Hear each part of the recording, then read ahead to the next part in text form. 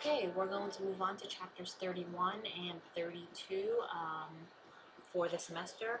I am going to just give you the meat and potatoes, okay? I'm trying to keep these videos as short as possible in hopes that you may actually watch and learn something. So we're talking about corporations, corporate entities, creating, what goes into creating it, and a couple of points of information that you should know. So when you have a partnership, and the reason I have mentioned before that it's important to go into business with somebody that you trust is because you could be held liable for their action. So if a partner enters into a contract with a third party, a supplier, or some other entity that you're going to be doing business with, and you end up owing them a lot of money, even though he signed, you're still going to be liable. Why? Because that entity, this third party entity, is going to sue the partnership. And you two are responsible for one another's debts, money, assets, all that stuff. So if he's got nothing, the partnership's got nothing, and you have deep pockets, you're going to end up paying because that third party doesn't care where that money's coming from. They just want to get paid. So be careful. Again, once again, another warning to be careful who you actually go into business with. Don't worry about the partnership binding or partnership by stop loss. That's fine. Liability of incoming partners. So let's say, for example, you put in $50,000, your partner put in $50,000, and you own 50% of the company, and your partner owns 50% of the company. And now you need to bring in another person because you need more cash. So how do you determine how much money that person is going to be put in? Well, one of the simplest ways to do it is have that person also put in $50,000, and so now you've all put in $50,000, and so you're one third owners. They can put in a different amount of money, and it would be commensurate with that. Now, how do you calculate debts? Generally speaking, a new partner coming in will not be held liable for any old debt that's owed. So those two partners, A and B, who put in $50,000 each, let's say they had debt that was $10,000 before the third person came in. Each one of them owes $5,000. Now, after the new person came in and they each owned a third, they took on more debt. They took on an extra $10,000 worth of debt. Well, that new partner is only responsible for what? Guess.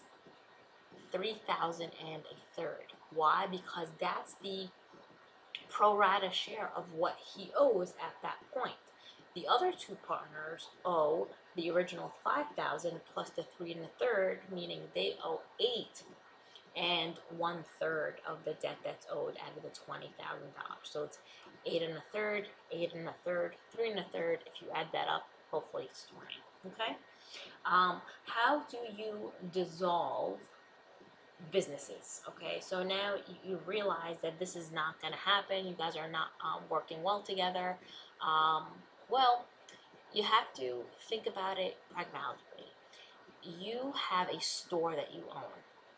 Well, do you have stuff inside that you own? Are there assets that you need to liquidate? Do you have employees that you have to pay them off their money? Do you have debts that you have to pay? Do you have loans that you have to pay?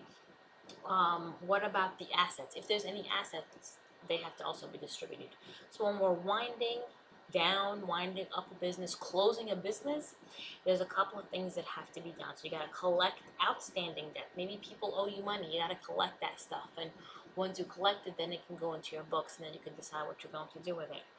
You take inventory, you reduce assets to cash, you audit books, you pay creditors, distribute remaining assets to partners, and then that's pretty much it. That's how you wind up. If you dissolve, you do a certificate with the state that you've incorporated in to announce that this business is no longer solvent. That way you're not an active person and people can't come after you, but that's how you start and that's how you end. Okay, I'm going to just now go on to chapter 32. Not that I'm going to again give you the main stuff that I want you to know.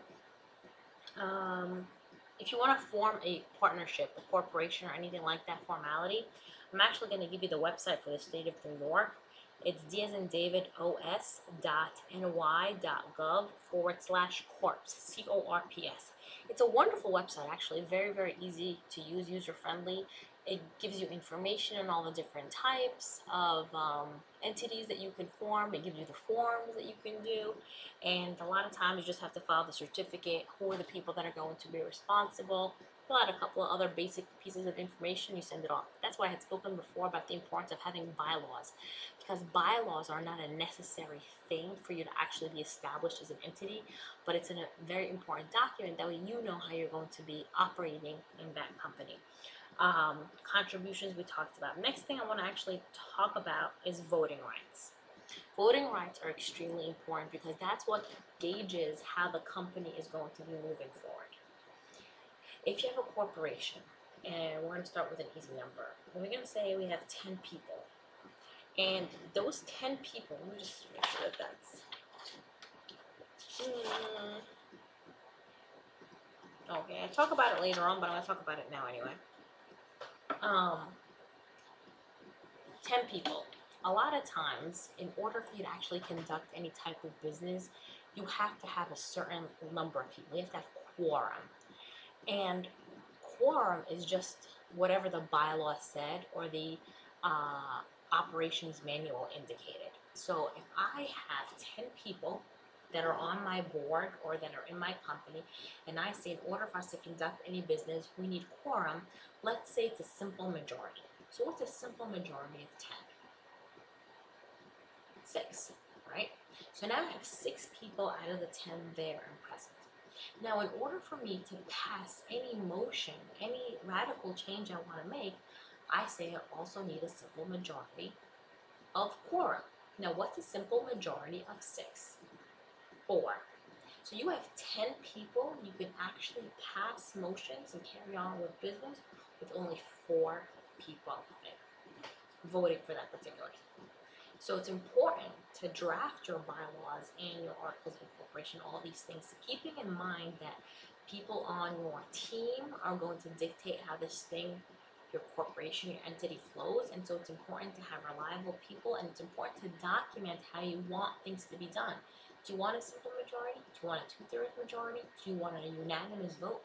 How do you want to do it? Keep those things in mind, because in practicality, those things could hinder you, or they can make it very easy for somebody to do something that you don't want them to do. So voting rights are important, and generally speaking, when we talk about voting rights in a corporation, you vote the number of shares you own or your percentage ownership. So the more ownership you have, the more your say would go. Duties and liabilities, when we talk about limited partnerships, you owe, again, responsibility and a fiduciary obligation to your other partners. There's not that much judicial authority on that and the liability aspect, so I'm not going to go into it too much. But when we talk about general partnership, they have almost exclusive control of actually managing how the company goes. That's fine, that's fine.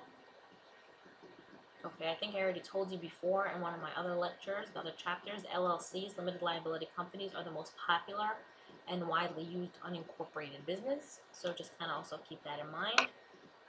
When you talk about a limited liability company, non-corporate business organizations, they have to have a couple of different things that they have to be there. They have to have compliance with the state statutes, that the name must be end with LLC, there has to be an operation agreement, and there has to be like a financial interest. Again, just as an FYI, but again, there's more of that on your textbook. And we spoke about winding up, winding down, how to actually resolve that. So that's all the stuff that I want you to know for chapter 31 and 32.